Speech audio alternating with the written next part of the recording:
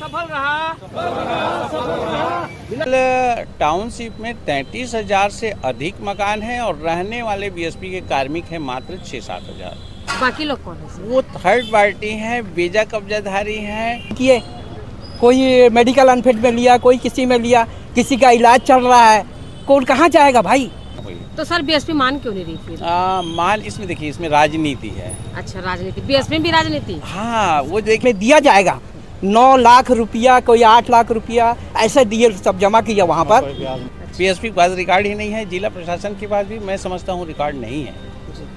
तो ये तो बड़ा खेल है। 1 एकड़ जमीन कितने की होती है? बात बोला, महीना महीना आपको पटाना पड़ेगा पैसा। कितना पटा है महीना महीना? कोई 4,000 पटाता है, कोई 5,000 पटाता है। एक तो वो पटाते हैं, ऊपर से और 9 लाख का ब्याज भी नहीं मिलता। ये बीएसपी में मैडम जो कब्जेदारी है उनको कोई उनको ना पैसा देना है, ना उनको रहना है, बिजली फ्री, पानी फ्री, सब कुछ फ्री। किस तरह का भेदभाव हो रहा है? भेदभाव इसलिए हो रहा है कि यहाँ पर 400 स्क्वायर फीट का जो लाइसेंस देके भिलाई में रोक दिया है। नमस्कार, आप देख रहे हैं वीएलसी न्यूज और इस वक्त दुर्ग के हम कलेक्ट्रेट परिसर में मौजूद हैं। मेरे साथ देख सकते हैं काफ़ी लोग, लगभग 1200 लोग यहाँ पर पहुँचे हुए। ये कौन लोग हैं? ये वो लोग हैं जो स्टील प्लांट, जी हाँ, भिलाई स्टील प्लांट में इन्होंने अपनी सेवा दी और सेवा के बाद सेवानिवृत्त हुए। सेवानिवृत्त होने के बाद इनके पास बीएसपी की तरफ से लगातार ये नोटिस आ रहा है कि उनको जो है मकान खाली करना पड़ेगा। मकान क्यों खाली करना पड़ेगा, या खाली करना सही है या नहीं है, किस तरह से बातें हुई हैं। जिस समय इन लोगों ने, अभी तो रिटायरमेंट होने के बाद इन लोगों जो है कलेक्टर पर से हुए हैं, तो उस सारी चीज़ों पर हैं हम चर्चा करते हैं और इन्हीं से जानते हैं कि क्या कुछ है पूरी मामला। जी सर, आप लोगों को क्यों मकान खाली करने को कह रहे हैं? जी हाँ, हम लोग भिलाई स्टील प्लांट के एक्स एम्प्लॉई हैं और विगत 10 वर्षों से तो लगातार आंदोलन कर रहे हैं। इसके पीछे एक कहानी है। 2001 से 3 के बीच में मकानों का लीजिंग किया गया था बीएसपी के, और 30 वर्षीय पट्टे पर बाद में उसमें कलेक्टर साहब के यहाँ एक बैठक हुई थी। आरसी सिन्हा साहब रेवेन्यू सेक्रेटरी थे, राजस्व सचिव थे, उनने बैठक ली कि लीजिंग आपने हमसे बगैर परमिशन के कर दिया, कैसे किया, क्या किया। तो बहुत सारी बिंदुओं पे चर्चा हुई और उसमें इन लोगों ने बताया था कि हम रेल मिल के मॉडर्नाइजेशन के लिए वो जो पैसा आएगा मकानों को लीज में देकर उसमें लगाएंगे। परंतु हुआ क्या कि 4,352 मकान तो लीज में दिया गया, बाकी रोक दिया गया अचानक ही। फिर उस समय इनने एक बात भी कही थी कि हम 25% मकानों को फिलहाल देंगे, आगे भी इसकी व्यवस्था करेंगे करके। वर्तमान में केवल टाउनशिप में 33,000 से अधिक मकान हैं और रहने वाले बीएसपी के कार्मिक हैं मात्र 6-7 हज़ार। बाकी लोग कौन है? वो थर्ड पार्टी हैं, बेजा कब्जाधारी हैं, लाइसेंस में जो लोग रहते हैं वो लोग हैं, और एक प्रकार से मैनेजमेंट के लोग भी इनडायरेक्ट कब्जा करवाते हैं। तो सर इसे निजात कैसे मिलेगा? और आप लोगों को जिस समय 25% दिया गया था, आगामी देने की बात किए थे, तो उस समय आप लोगों ने कोई पहल नहीं की? बिल्कुल मैडम, हम लोग सेल बोर्ड ने अप्रूव भी किया। पासवान जी कैबिनेट मिनिस्टर थे, वो यहाँ आए, स्वर्ण जयंती था सेल का, उस पर वो पब्लिकली घोषणा किए। उस समय सेल के चेयरमैन थे, भिलाई के एमडी थे, वहाँ के उस समय के विधानसभा अध्यक्ष प्रेम प्रकाश पांडे जी थे उस मंच में, सबके सामने मुख्यमंत्री रमन सिंह जी थे उस दौरान के, सारे लोग थे, उनके सामने में ही सब घोषणा हुई। तो सर बीएसपी मान क्यों नहीं रही फिर? मान इसमें देखिए, इसमें राजनीति है। अच्छा, राजनीति। बीएसपी में भी राजनीति? हाँ, वो देखिए बहुत सारे लोग रियल एस्टेट का काम करते हैं। 23,000 एकड़ भिलाई स्टील प्लांट के लिए ऑक्युपाई की गई। अब बहुत सारे जो रियल एस्टेट के कारोबारी हैं वो बीएसपी के ज़मीन पे भी रियल एस्टेट का काम कर रहे हैं। अच्छा। उनने ज़मीन ली है, बगल में बीएसपी की ज़मीन है, उसको कब्जा कर लिए हैं। अच्छा। बीएसपी के पास रिकॉर्ड ही नहीं है, जिला प्रशासन के पास भी मैं समझता हूँ रिकॉर्ड नहीं है। तो ये तो बड़ा खेल है। 1 एकड़ ज़मीन कितने की होती है, और ऐसे शहर में, ऐसे कॉस्मोपॉलिटन सिटी में उस ज़मीन की कीमत आकी है। तो जो ज़मीन के जो जानकार है फिर वो उसकी तो बल्ले बल्ले है सर। यही तो खेल है, यही तो खेल है। और आने वाले दिनों में इसमें बड़ी कार्यवाही चाहते हैं कि बड़े कॉर्पोरेट सेक्टर, चूँकि आप देखे हैं अनिल अग्रवाल का वेदांता, उनको फ्री में बहुत सारी ज़मीन मिल रही थी। आज की तारीख में अडानी जो है उनको वो जो स्लम एरिया है, नहीं, आपका वो जो मुंबई का जो स्लम एरिया है, उस स्लम एरिया को डेवलपमेंट के लिए अडानी, धारावी, तो भिलाई पे भी तो निगाह है। ये जो एक्ट है इनका पीपी एक्ट खत्म हो जाएगा। 51% से कम हिस्सेदार, अभी 65% शेयर है कंपनी के पास में, बाकी बेच चुके हैं। तो जिस दिन खत्म हो जाएगा तो पीपी एक्ट का खत्म होना तय है, तब ये सारी प्रॉपर्टी किसके पास जाएगी, ये भी एक भेद है। तो ये जो हजारों करोड़ की प्रॉपर्टी है जो सेल के लिए ली गई, हजारों करोड़ की जमीन, हजारों करोड़ की जमीन है। और हम चूंकि रहते हैं, हमारा कहना है, जैसे बीएसपी को जानकारी नहीं है इस जमीन के बारे में, सरकार को भी जमीन के बारे में पता नहीं, तो इस जमीन का आखिर बड़ा खेला क्या होगा? इसका खेला तो ऐसा है, जनता खेलेगी। जनता जो रहती है वही रहेगी उस जनता, मतलब जनता की कब्जा होगी उस पे। बिल्कुल, जनता नगर निगम एक्ट के तहत है। नगर निगम एक्ट में 5 चुनाव हो चुके हैं। इसमें हमारे ट्रेड यूनियन के लोग गए थे, सीनियर लीडर लोग गए थे, और ट्रेड यूनियन हाई कोर्ट में हार गई थी। उसके बाद नगर निगम का चुनाव चालू हुआ। अभी आखिरी चिट्ठी जिला प्रशासन के तरफ से बीएसपी मैनेजर को मिल चुकी है कि सारी जो थर्ड पार्टी आपने दी है, जो नॉन कंपनी पर्पस है, वो हाई कोर्ट को फेज 2 वाले मामला को लेकर लिखे हैं कि हमें वापस करो। हमारा लक्ष्य है कि हमको अब आप देखो, जिला प्रशासन, राज्य शासन देखे, हम उनके साथ में रहेंगे, हम सारा पैसा उनको देंगे और वो हमारा संरक्षण दे। तो अभी कलेक्टर महोदय आपको कलेक्टर महोदय तो बड़ी अच्छी हैं। हमने बताया कि जितने सारे कलेक्टर पहले थे उनने हम लोगों को सहयोग किया है। वो कानून के रक्षक हैं। तो आप लोग कब से लड़ रहे हैं? 10 साल से तो विधिवत लड़ रहे हैं, बैनर बना के। और हमारा अंतिम लक्ष्य है रामनगर मुक्ति धाम जाएंगे बीएसपी के आवासों से। हम वहीं मरेंगे। जैसे हमारी श्रीमती गई तो गांव में बोले कि गांव हम नहीं ले गए उनको, बोले कि हमारा दोनों का संकल्प था कि हम यहीं से जाएंगे, तो वो तो चले गई, मैं भी वहीं से जाऊंगा, हमारे सारे आंदोलन के साथी वहीं से जाएंगे। अपने हमारे परिवार वाले रहेंगे वहाँ पे, यही है। सर आप तो इमोशनल कर दिए बातों को लेकर। मतलब जिस जगह में अपना अन्न खाए वहाँ पर अपने जीवन की लीला भी वही समाप्त, बिल्कुल समाप्त ही वही करेंगे। हम पब्लिक सेक्टर, हम जवाहरलाल नेहरू जी को मानते हैं कि उनकी अपनी देन थी, उनने समाजवादी सोच हमको दी है। उस समाजवादी लक्ष्य की पूर्ति के लिए हम यहाँ पे हैं। बाबा साहब अम्बेडकर के कानून को मानते हैं, हम उनके ही विचारों से प्रेरित हैं। 10 सालों से कलेक्टर तो बदले, लेकिन आप लोगों का जो हम नहीं समस्या नहीं बदला। बदला। नहीं, हमारी समस्या तो हमारा विकल्प एक ही है, रामनगर मुक्ति धाम, हाँ ही विकल्प है। सर मैं तो इससे आगे आपसे बात नहीं कर पाऊंगी क्योंकि आप मेरे को इमोशनल कर दिए हैं। सर आप कुछ बोलना चाहेंगे? आपका तो मैं ले लिए। सर क्या चाह रहे हैं अभी आप? अभी वही जो सर बताएं वही हम भी चाहते हैं, लीज का और अपना लाइसेंस और लीज का। लेकिन हमारे पैसा जमा होने के बावजूद भी 9-9 लाख रुपया जमा है। उसके बाद पेंशन का भी जमा है। सर ये पैसा आप लोग को जमा करने के लिए बोला गया था? बोला किसके द्वारा बोला गया था? ये प्रशासन के द्वारा बोला गया है, नियम है कि इतना पैसा जमा करो तो रिटेशन में आप लोग को क्वार्टर दिया जाएगा।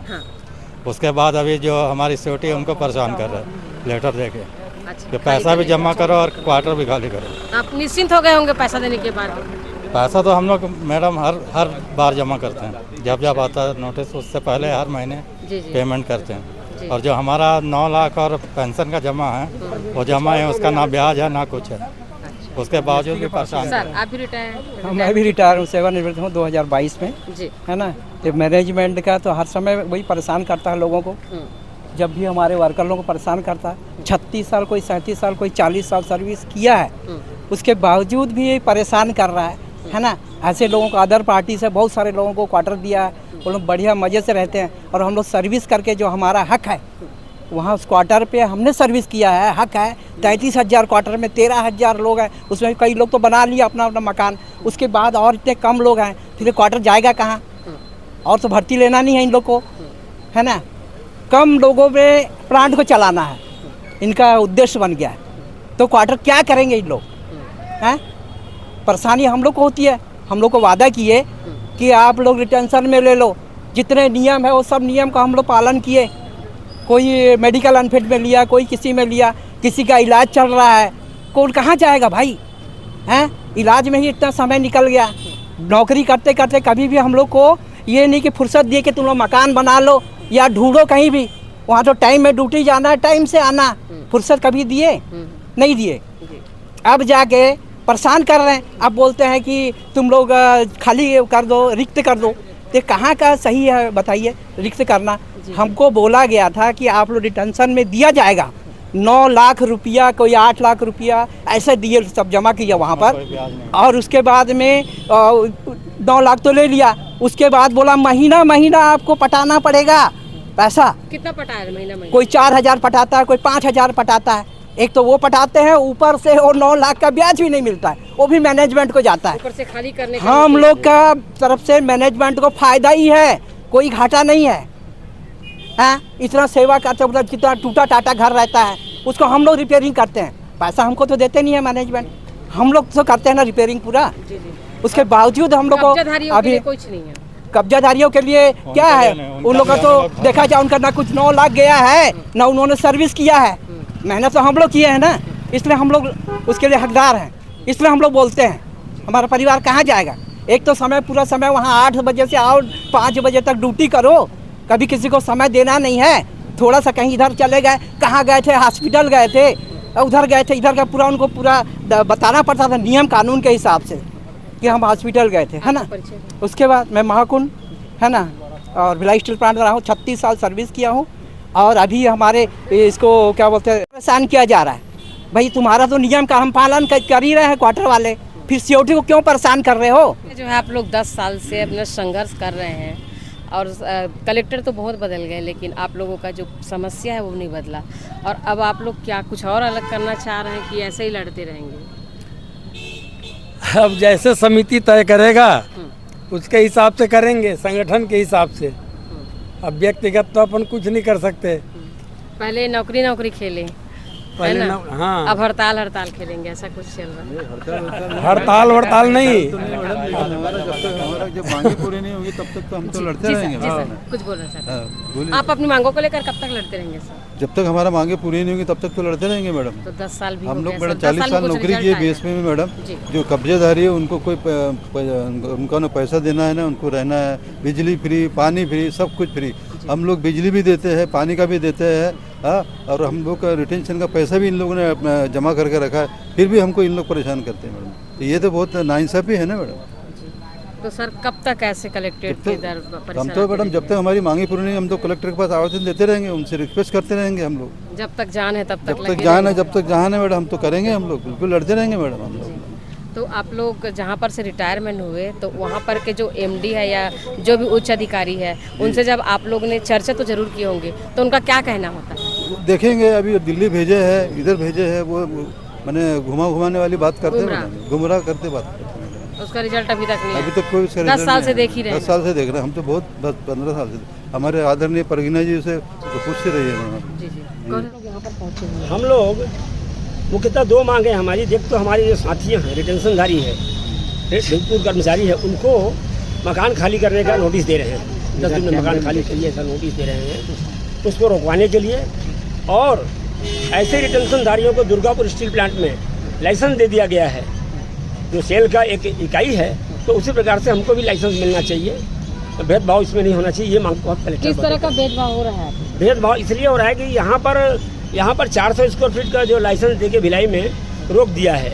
आगे 650 तक मांग यूनियन कर रहे हैं, हम भी कर रहे हैं, सभी लोग कर रहे हैं। और हमारा कहना ये है, जब इस भिलाई स्टील प्लांट के टाउनशिप के चारों ओर, भिलाई के चारों ओर उनकी भूमि में अवैध कब्जे हो चुके हैं। आप देखे होंगे पावर हाउस से लेकर डबरापारा तक के बड़े बड़े Mahalakshmi trading company, Bansal brother, Bansal commercial, और उधर नवई उतई उमरपोटी, इधर में बड़ी बस्तियाँ बस गई 20-25 साल पहले।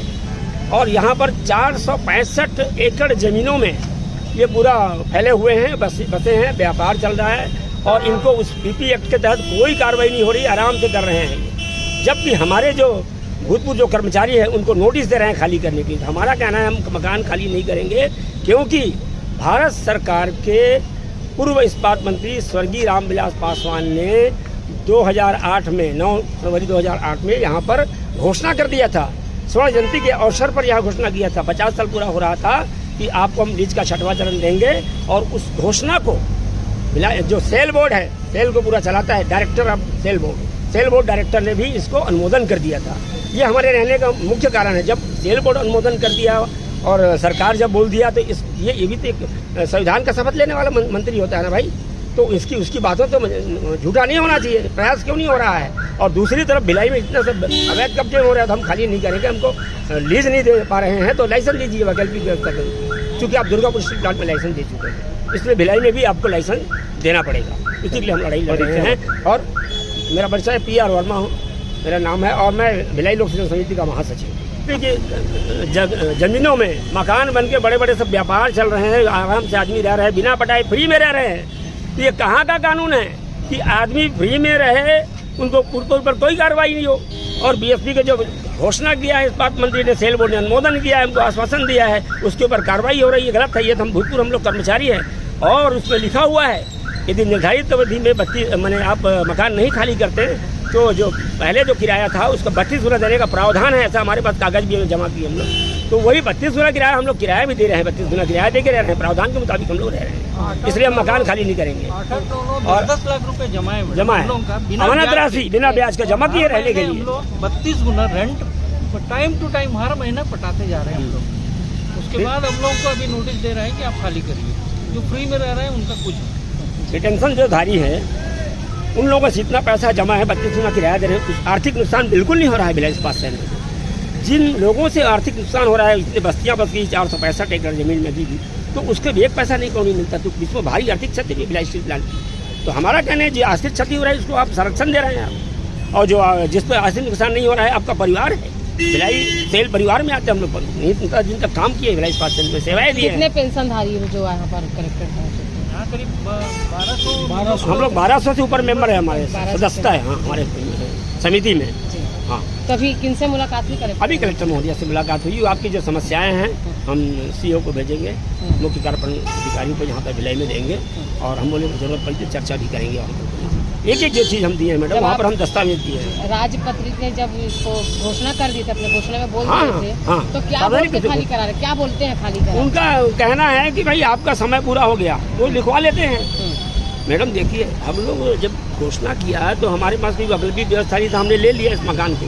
अभी हमारे पास उतना पैसा नहीं है, 2009, 10, 12 में रिटायर हुए, इतना पैसा नहीं मिले हम मकान ले सके और प्लाट बना के मकान रहे, क्योंकि हम उनकी घोषणा को मानना पड़े है ना, कि घोषणा किया, लोगों को आशाएं हो गई कि अब तो हम अगर घोषणा नहीं किए रहते तो उम्मीद नहीं रहता। उम्मीद नहीं रहता, हम लोग अपना व्यवस्था कर लेते कैसे भी उस समय, जिस समय। अभी हम 12 साल 13 साल से मकान में रह रहे हैं, अभी कहाँ से इतना महंगाई में हमारे बच्चे बेरोजगार हैं, परिवार बड़ा है, वो सबके पालन पोषण में सब पढ़ाई लिखाई में खर्चा हो रहा है उनका, तो हम कहाँ से मकान लेकर मकान बनाएंगे? तो बीएसपी को भी कुछ पैसा दिए थे? हाँ, पैसा हम लोग दिए थे। कितना पैसा दिया? हम लोग देखिए उस समय 4 लाख रुपया हमारा अमानत राशि जमा है, हम 32 गुना किराया अभी हर माह दे रहे हैं, और जो नया हमारे जो साथी है उनका 8 लाख 9 लाख 10 लाख अमानत राशि जमा है, वो 32 गुना वही किराया दे के रह रहे हैं। प्रावधान है रहने का, इसलिए वो सब रह रहे हैं। वो भी विदाउट इंटरेस्ट ही है, वो भी विदाउट इंटरेस्ट है। 8, 9, 10 लाख रुपए जो है विदाउट इंटरेस्ट है। तो ये पैसा आप किसको दिए हैं? बीएसपी को। क्या सोच कर दिए थे पैसा? उन्होंने एक कॉशन मनी के रूप में उसको मांगा था। आपका परिचय? मैं पीसी शर्मा, भिलाई लोक सेवक का उपाध्यक्ष हूँ। तो ये थी बीएसपी जो एक्स कार्यकर्ता वहाँ के रहे हैं, बीएसपी रिटायरमेंट है। इनकी समस्या सुने, 10 साल की संघर्ष की जो लड़ाई है इन लोग लड़ते चले आ रहे हैं। इस अवस्था में आने के बावजूद भी इनके जज्बात थकने का नाम नहीं ले रहे हैं, और इनका कहना है कि जब तक हमारी मांगें पूरी नहीं हो जाती हम आते रहेंगे और ऐसे हमारी लड़ाई जारी रहेगी। और इन लोगों ने एक संगठन बना रखे हैं, जिस संगठन के बैनर तले इन लोग अपना निर्णय सुरक्षित रखे हैं, और जो संगठन का निर्णय होगा उसी के आधार पर इन लोग अगली लड़ाई लड़ेंगे। इनकी लड़ाई कब खत्म होगी, इनकी जो भावनाएं हैं उनकी कद्र होती है, या फिर ये सिलसिला फिर अगले डेट के लिए और सालों साल तक लड़ने की सुरक्षित कर दिया जाएगा, या फिर इनको राहत मिल जाएगा। बीएसपी के मकानों पर कब्जाधारी, अवैध कब्जाधारी तो बहुत है, लेकिन कब्जा से मुक्त तो उनको नहीं करवा पा रहे हैं। अलबत्ता वहाँ पर रिटायरमेंट जो पर्सन है उनको परेशान किया जा रहा है, और समय समय पर नोटिस देकर मानसिक हरासमेंट उनको किया जा रहा है, बेदखल करने की बातें होती है। अब ऐसे में ये जाए तो जाए कहाँ और करे तो क्या करे? प्रशासन के दरवाजा से लेकर अपने विभागीय अधिकारी से इन्होंने दरवाजा खटखटा चुके हैं, सुनने वाला कोई नहीं। दरवाजा अब खुलता है कि बंद होता है ये तो आने वाला समय बताएगा। ऐसी अगली अपडेट के लिए बने रहिए VLC न्यूज़ के साथ, तब तक के लिए नमस्कार।